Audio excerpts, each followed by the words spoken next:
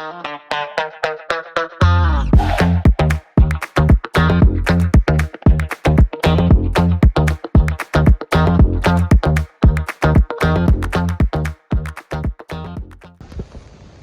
good afternoon, everybody. I just spared you the details of packing up that wreck site last night, or provincial campground, wherever you want to call it. Then we had to head back into a town near Fernie, and then to a town called Jaffrey. Now we're just coming back into the backcountry, and we just discovered this sweet Bull River Bridge. I'm gonna fly the drone over it. So, hope you enjoy. Oh man, oh look at this, guys. Check this out. And then I'll fly the drone. That's so cool.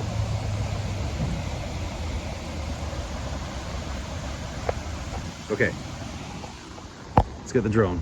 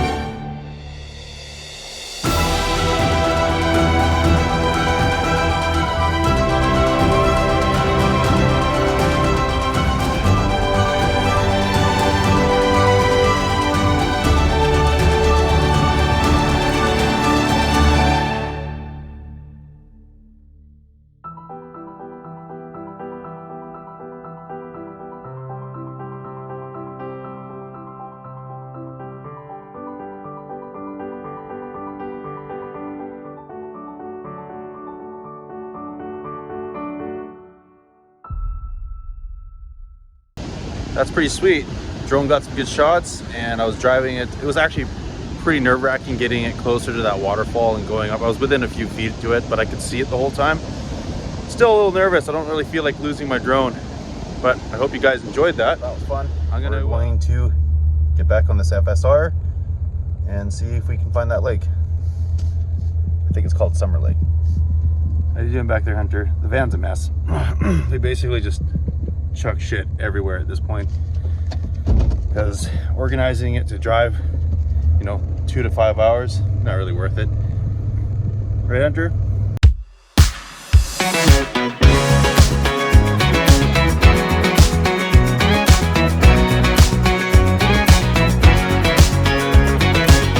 Oh, what's up, dude?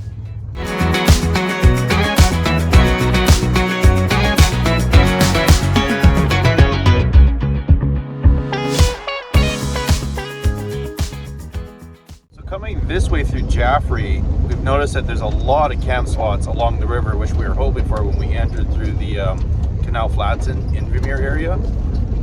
That's like what we were hoping to see. We've only seen a handful of them, and here we've seen like a good 30 of them already, and we're only like 20, not even 15K down this road.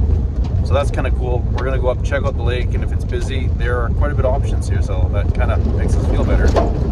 Well, we've arrived at the lake, and it wasn't quite what we were expecting. Kind of confused. This lake looks like it's really low. Like, here, I'll show you. The van's way up here. I mean, this is a field, but you can see right there is like sand.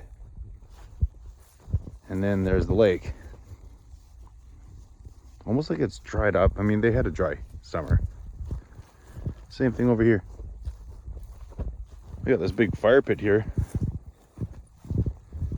It's nice mountains. I don't know if I want to drag the boat all the way down here for fishing though. These mountains are stunning though. I feel like this is where a bunch of teenagers would come to have a keg party. This would be the perfect spot for a keg party. You could puke all over the place. Yeah, puke wherever you want. I mean, you can see people have been driving on it. Now, Bandit is fully loaded up with a lot of weight, so I don't really want to attempt this. And of course, it's not a 4x4, so probably not in our best interest to try and drive through here. There's another site right over here, like right there, and then there's a road that goes up to it, so I think maybe we'll try that. See how far away the van is? Either way, very interesting. It's getting like super squishy here. Oh no. I think those are just flies landing on the water. Oh no, I think those are fish. How deep is it? Is it just like shallow as fuck? Probably. Basically like a pond. Oh, okay. Oh no, I'm stopping there. So we were thinking about staying at this site. It's really pretty. But there's a few more we want to check out. Well, since it's already 4 o'clock, I don't really think it's worth turning around, driving another hour down that way, because then we got to set up and cook dinner and get a fire going. That all takes time. So this will work for the night. I mean, I love the landscape here, so I'll send up the drone, take some beautiful shots, and then we'll just do like a little bit of a minor setup, because we'll leave first thing in the morning and go explore some more. I think this will work for tonight, honey. I think so too.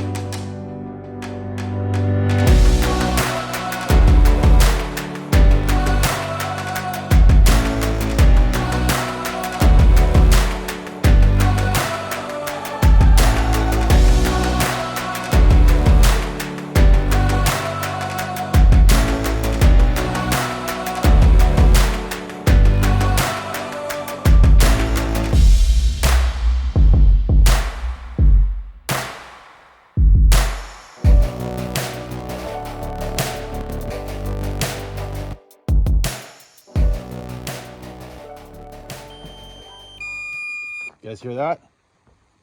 Running low on battery. Gotta bring you in.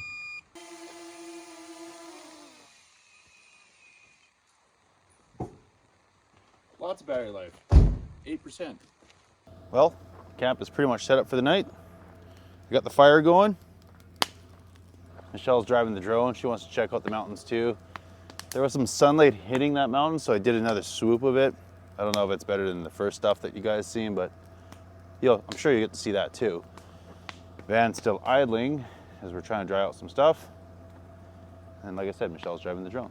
It's gonna go just pretty much like that. We'll put the potato on it. I'm gonna throw some more wood on it, let it get some good coals first. I mean, I should probably get it going, but it is what it is. Got the potatoes on, and I'm just gonna let those cook for another 25 to 30 minutes, and then we're gonna make the steak. And like I said, I think we're both just gonna have an easy night in the van. And while the light's out, we'll just enjoy this beautiful mountain scenery. Those are feeling pretty good. So I think it's time for the steak. Okay, now that the potatoes are pretty much done, we're gonna put them off to the side a little bit and Should put them off to the side a little bit. Hang on. Okay, now welcome to the Outland Harry Cook Show. Let's get the stove started. Olive oil is already in here. I want to give it a generous amount, 2 or 3 tablespoons at least anyways. And you want to bring that up to its smoke point, which I'm not sure if we'll be able to see at this point. I'll tell you what, I'm going to bring you guys closer and the light off the camera is going to help me cook. Okay, I've switched the side of the pan because you guys are literally right in my way, but thanks for the light. As Gordon Ramsay would say, steak in.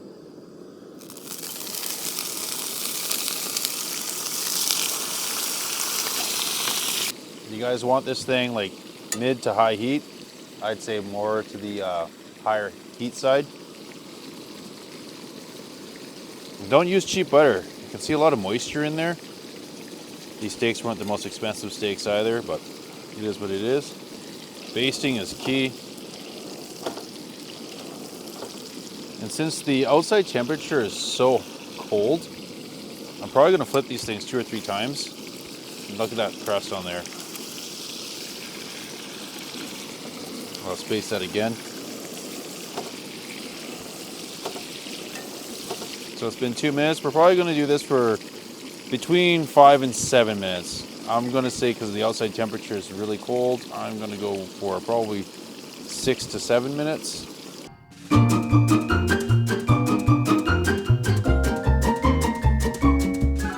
Now, I'm just going to add a little bit of Montreal steak spice. You can use salt and pepper. I just like Montreal steak spice. Let's just start giving it a little bit of flavor in there.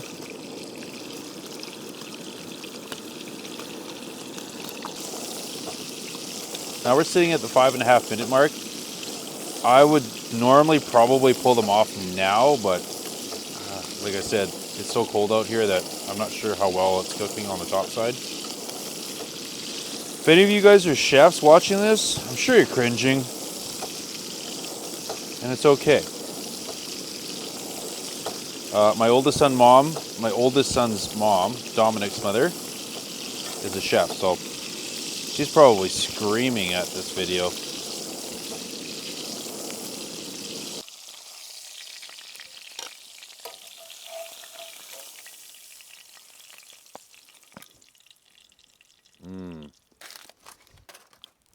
Potato cut open. All right, guys, let's give you a cross section.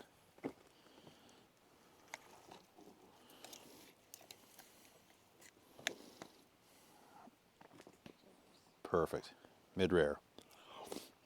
Oh, yeah. Well, guys, let's try a little bit of everything here.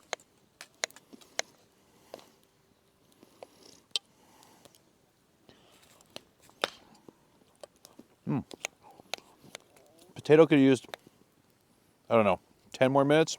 It's really close. And Michelle just said the steaks cook really good. What is that I told you the first time I used? A 0-1. No, this is like a 20 out of 10. It's so good. Yeah, that's amazing, guys. Well, I'm going to eat this. He's going to stare at me. You look so creepy. You look so creepy, Hunter. And I think we'll call today's video done. Done for now, because after we're done this, we're pretty much going to go in the van and watch movies. So anyways, thanks again, guys, for watching, and we'll see you on the next one. Good night. Night.